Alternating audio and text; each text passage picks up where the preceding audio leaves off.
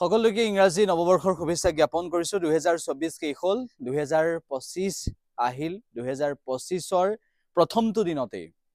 জানুৱাৰীৰ প্ৰথমটো দিনতে আমি বহু সংকল্প হয়তো লৈছো বহুতে বহু সংকল্প লৈছে এনপিএছ কৰ্মচাৰীসকলৰ কিছু কথা উল্লেখ কৰিব বিচাৰিছো যে শেহতীয়াভাৱে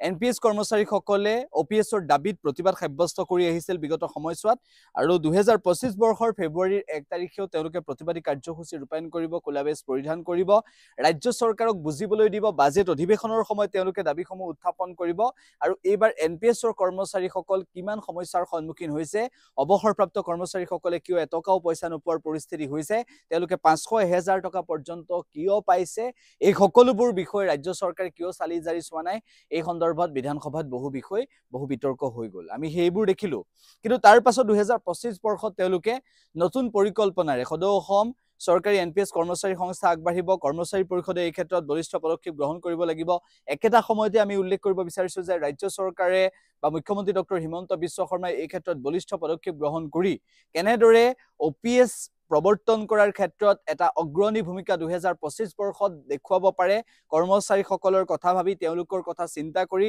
তেওঁলোকৰ বৰ্তমানৰ যিটো অৱস্থা সেই অৱস্থাটোৰ কথা চিন্তা কৰি মুখ্যমন্ত্ৰী ডক্টৰ হিমন্ত বিশ্ব শৰ্মায়ো তেনে ধৰণৰ চিন্তা কৰিব লাগে বুলি সকলোৱে ভাবিছে সকলোৱে দাবী কৰিছে আৰু 2025 বৰ্ষটোত এইবোৰ বিচাৰিব 2024 বৰ্ষটোত যিবোৰ নহল গতিকে 2024 বৰ্ষত প্ৰতিবাদ কৰিলে অজস্ৰ প্ৰতিবাদ হল তেওঁলোকে প্ৰতিবাদৰ পিছত প্ৰতিবাদ কৰিলে প্ৰতিবাদৰ ওপৰত প্ৰতিবাদ কৰিলে চৰকাৰক দাবী জনালে আলোচনাত বহিলে সদুত্তৰ দিম বুলি কলে সদুত্তৰ নিদিলে তাৰ পৰৱৰ্তী সময়ত আকৌ আলোচনা হল আকৌ প্ৰতিবাদ হল অৱশেষত এনেদৰে আহি এনেকুৱা এটা সন্ধিক্ষণত উপস্থিত হল 2024 শেষ হল 2025ৰ আৰম্ভণি ঘটিল আৰু এই বছৰটো হ'ব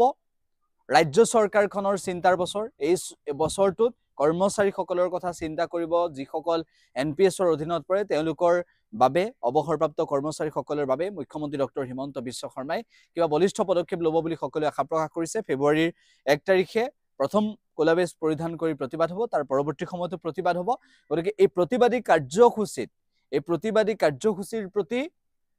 সদুত্তৰ দিব ৰাজ্য চৰকাৰে এনেদৰে সকলোৱে আশা কৰিছে আৰু ৰাজ্য চৰকাৰৰ কি এনপিএছৰ কৰ্মচাৰীসকলৰ অৱসৰপ্ৰাপ্ত কৰ্মচাৰীসকলৰ বাস্তৱ ছবিখন চাই ৰাজ্য চৰকাৰে অতি সোনকালে সিদ্ধান্ত গ্ৰহণ কৰিব বা ৰাজ্য চৰকাৰে অতি সোনকালে এই ক্ষেত্ৰত এটা ইতিবাচক বাৰ্তা দিব সেয়া সকলোৱে আশা প্ৰকাশ কৰিছে